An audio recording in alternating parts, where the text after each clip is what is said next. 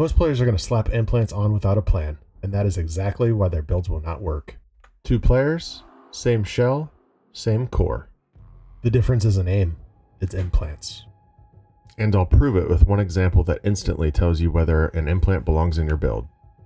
By the end of this video, you'll know exactly how to tell whether an implant actually fits your build or is quietly holding it back. I'm Cam, aka Kaloa, and implants will absolutely make or break your build in Marathon. Quick note, implants don't exist in a vacuum. If cores are what your build wants to do, implants decide whether it actually works.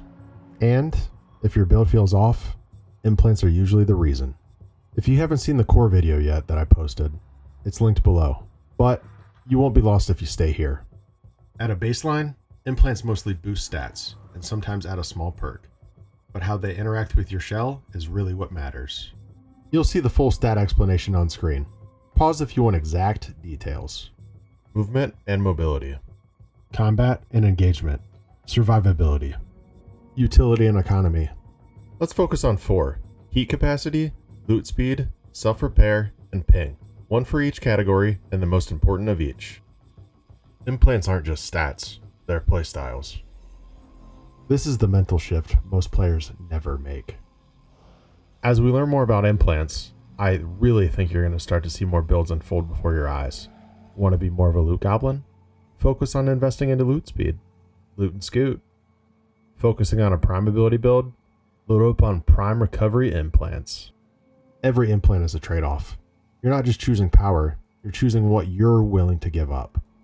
This is where most solo players accidentally ruin their build.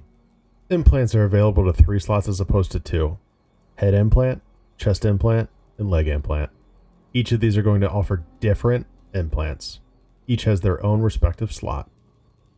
This is really going to create some scenarios where you really have to think about what sort of style of play you're gunning for. A lot of these implants will be tailored more towards team play. If you're playing solo, do you really need those implants? Additionally, you will need to think about how they interact with cores. With all that said, boys, let's introduce you to some of the current implants in the game. I am not listing these so you memorize them. I want you to notice the patterns. As you move up power tiers, you're not unlocking different implants, you're getting stronger versions of the same ones. In my opinion, this power curve is very healthy for Marathon. It makes killing players that have better loot that much more satisfying, and it rewards risk. That is something that Tarkov, yes, I said Tarkov, hits the nail on the head pretty well. Killing a very geared player is very satisfying. When it comes to actually crafting a build, I think you're going to end up wanting to focus on the game mode that you'll be partaking in. Are you playing solo or in teams? Some implants are dead weight depending on how you play, and that is okay. Overall, while implants are more simplistic than cores, they are still going to add an additional layer of customization, and as far as I'm concerned, any customization is a fantastic addition to the game. This is the part most guides skip. This is where builds stop being a class and start being a plan.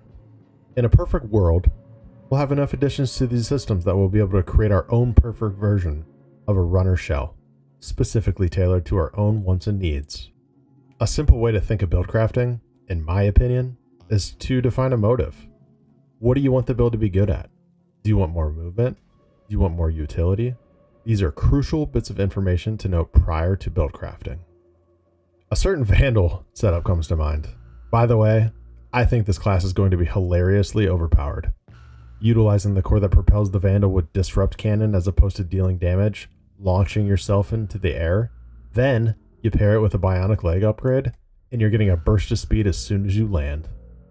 That is not a class, that is a movement identity, and that is exactly what build crafting is. If this saved you from making a bad build, a like really helps the channel.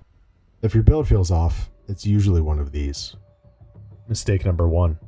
Picking cores and implants that don't match your plan. If your core is an ability identity shift, but your implants don't support it, your build isn't going to feel as good as it should. For example, using the core to adjust your Disrupt Cannon to a movement ability, but then utilizing Distance Runner instead of bionic leg upgrades.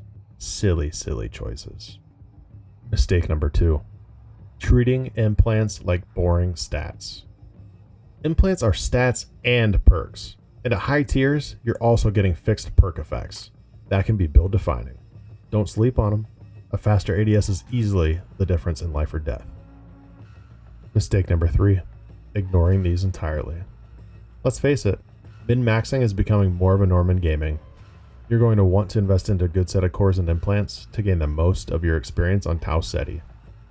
So that's the core of it, no pun intended. Drop your favorite implant ideas below. Let's theorycraft. See you on Tau Ceti, where I'll likely kill you, motherfucker.